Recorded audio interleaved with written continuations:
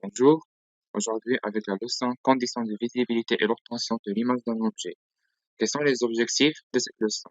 Savoir distinguer les deux types de sources de lumière et illustrer chaque type de source par un exemple.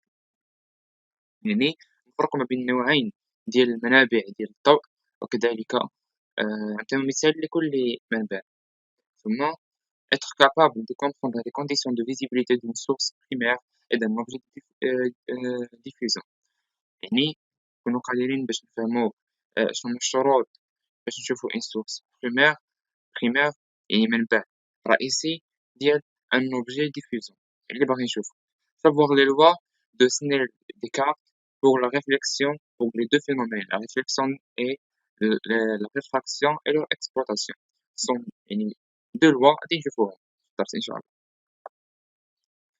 Premièrement, conditions de visibilité d'un objet. Quels sont les deux types d'une source lumineuse? On distingue deux types, les sources primaires et les objets diffusants, c'est-à-dire les sources secondaires. Pour les sources primaires, ce sont des corps qui produisent la lumière qu'ils émettent. Par exemple, le soleil, une bougie, etc. Les sources primaires, المنابع الرئيسية هما اللي كينتجو لنا الضوء.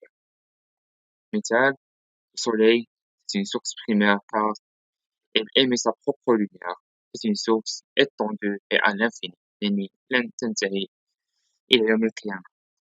ثم, les objets diffusants.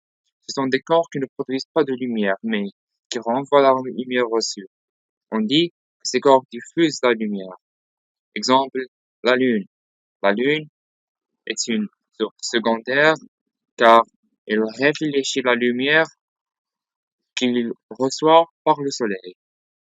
C'est une source aussi étendue et à l'infini car le Soleil est une source étendue et à l'infini. Deuxièmement, les conditions de propagation de lumière. Peut-on voir la lumière? Comment la lumière se propage-t-elle?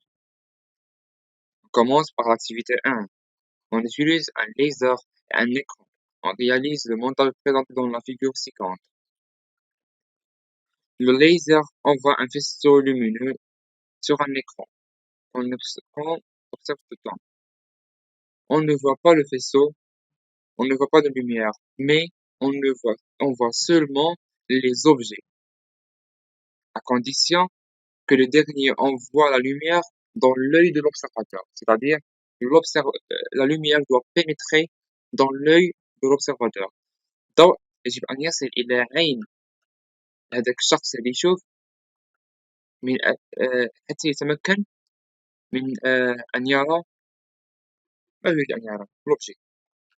En introduisant de poussières de craie dans l'espace séparant la source de l'écran, quelle observation? Après qu'on introduit une poussière de craie, on peut voir ce trait, ce faisceau. La poussière de craie nous permet de le voir.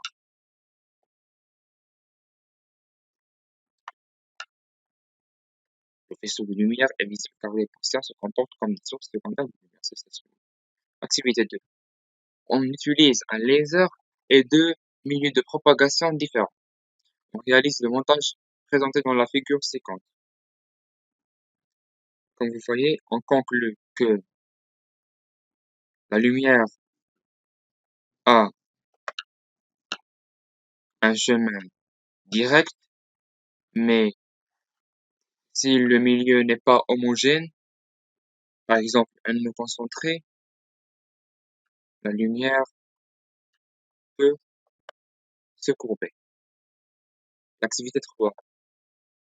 Manipulation. On réalise le montage représenté dans le schéma ci-contre. On dispose 3 plaques de garde percées d'un trou et une lampe de poche illuminée. Le premier cas, l'observateur ne voit pas la lumière. Le deuxième cas, l'observateur voit la lumière.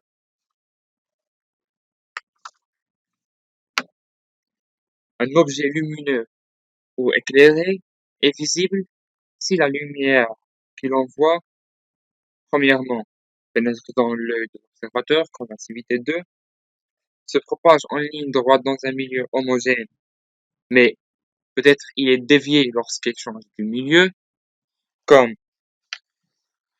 l'eau concentrée, et pour voir un objet, il doit être éclairé. Dans cet exemple, la lumière ne pénètre pas dans l'œil de l'observateur, ou pardon, dans cette activité. Les conclusions, je l'ai dit.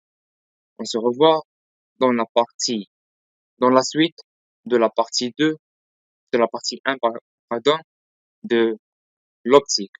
Première année bac et deuxième année bac. Merci.